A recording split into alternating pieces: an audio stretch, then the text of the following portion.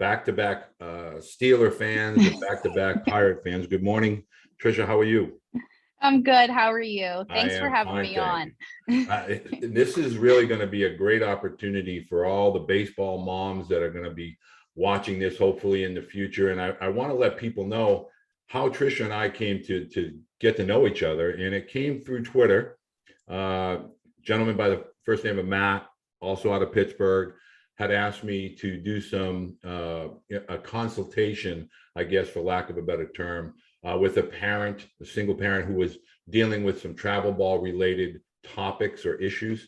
And so we talked on the phone for probably a good hour. Would you say it was about an hour that we talked? Yeah, And definitely. so if I remember correctly, I introduced you down to Marcy Lord down in Florida and Molly Moore out in Michigan. And why don't you tell some folks a little bit about what was going on and what Marcy and Molly were able to tell you? So I reached out to the coach that my son works with, Matt Paluski, in Pittsburgh, and he connected Walter and I, and we were really struggling. My son is he's a very big, very athletic baseball player, and we were very, very entrenched in the whole travel baseball world. But I started to see as the field got bigger and the level of play got to be a little bit more mature, that I was struggling with how they were using him and the lack of development that I was seeing. And I was just really worried about him getting injured. So, we made a lot of changes, and a lot of times when you make those changes and you're very entrenched in a travel organization, you oftentimes feel like you totally are alone on an island. So Walter was able to connect me both with Marcy and Molly, who were fabulous resources. And they totally understood what it was like, not only, to have a gifted athlete and try to go against the grain, and also to be kind of, sort of different in that you're a mom, not a dad, making these choices. And, I think all of that was hugely helpful, because I was really struggling with the decisions that I was trying to make for him and not knowing if what we were doing was right. When you hear so much feedback, that what you're doing is going to be the worst thing ever. And they were hugely helpful with me and just saying, no, what you're doing is the thing that's the best for your son. And having gone through it for the summer and really trusting the process and trusting the decisions that I made at that point in time, it was the best summer that my son had. And literally when our summer ended, he looked at me and he goes, "Mom, thank you so much. That was an amazing summer. I couldn't have asked for more." So, you did something right. Well, I think it's always good to get perspective from those who have lived it or are currently living it, because the narrative that gets pushed, as you're well aware of, is that travel ball is the savior. Travel ball is, they're the golden goose. But in reality, it's the athletes that are the ones that are really in charge. And so taking control and setting limits and having, goals each year, both from a strength perspective and as a playing perspective, and travel as far as geographics are concerned, it's good to have a plan. So you had a plan, and you essentially executed it with the help of guys like Nunzio and Matt, and people like Marcy and Molly. Yeah, absolutely. I mean, I will tell you that the last year, like last year at this time, travel ball was very stressful for me. Like, I just felt like I was completely out of control. And like Walter said, like, you have to try to regain that control, and you have to figure out what works best for you and your son. And for me, I mean, and there'll be people on here who will understand when I rattle this. Like, my son, he's done perfect game showcases. He is a top player. His score in perfect game world, he's an 8 at it, and he's a 2027 grad. So he is a big boy, and he has a lot of power and a lot of potential.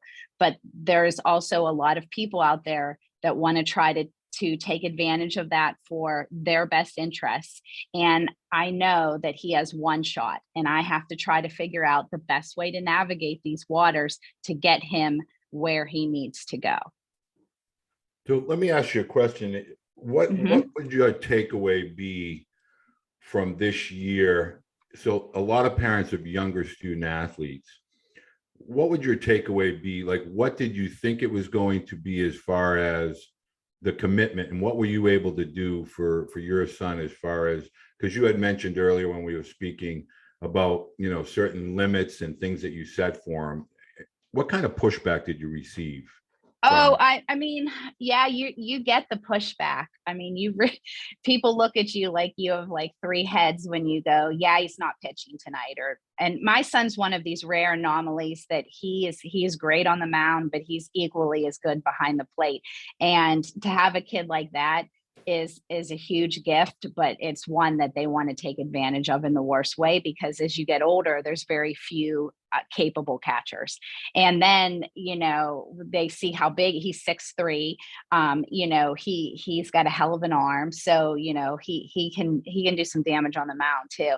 And I realized when he I knew this when he was 11 and 12, but really when he turned 13, I was like, we got to take matters in our own hands. So you're not pitching and catching in the same game, same day, because believe me, and I'm sure there's a lot of people in travel ball that will agree with me, that is what you see when you have the kid with the cannon of an arm. And I absolutely put my foot down with that. I had to leave the organization that I was with. We lost a lot of money. And you know what? It was the best money I lost.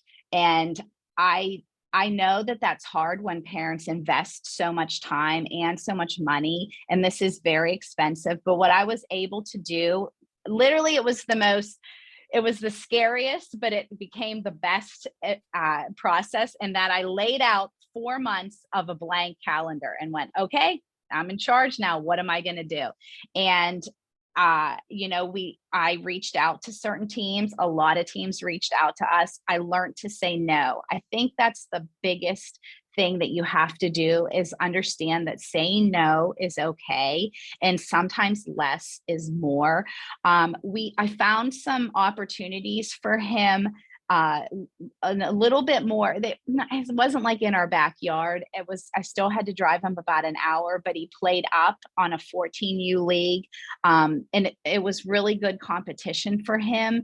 And it was a little bit closer. So we were able to supplement on some off weeks, and, sometimes because we don't have any kind of middle school baseball, where we live. So we were able to do that. I became very selective about the tournaments that we went to. And one of the things, and this has been really good for my son, in that he's really learned to advocate for himself. So when we go to events, he will flat out tell that coach, I am not pitching and catching for you in the same day. You tell me what you want and I'll do it. And I'm going to give you 110%, but you will not see me do both. And for him, I heard him tell a coach that, a guy that was a very reputable. And that to me was such a proud moment, because he stood up for himself and he understands that he has to really be in charge of his own body. And I was just so proud. And I don't know if that we would have got to that point quite as quickly if we hadn't gone through this. I mean, it was a struggle. There were hiccups along the road. I was always like, I don't know what to do. And thank God, Matt Paluski, I probably should be paying him as a counselor, because he was a huge, huge amount of support for what we were doing. But when you're not going to 12 out of state tournaments, and you can dole your resources that you have to use in a way that's a little bit more beneficial. So we did do still some out of state tournaments, ones that I felt were the best benefit for him. But we also, did kind of mix it up with some stuff that was a little more, local, regional. I flat out tell every coach that reaches out to me what my goals are. I'm very upfront about things. I let them know, hey, look, I will limit his pitching. He will only pitch so much, and luckily my son's, what he brings to the table, they're willing to either play ball with us or, say no, thank you. So. Well, it's refreshing. Now, a lot of parents are intimidated, and they won't do a lot of the things that you and your son did this year. And I think because you've laid that out at an early age, I think it will pay dividends as he begins to grow, because as you know, a lot of physical maturation lays ahead. I mean, there's a lot of weight that's going to be put on that frame, a lot of strength that he's going to gain.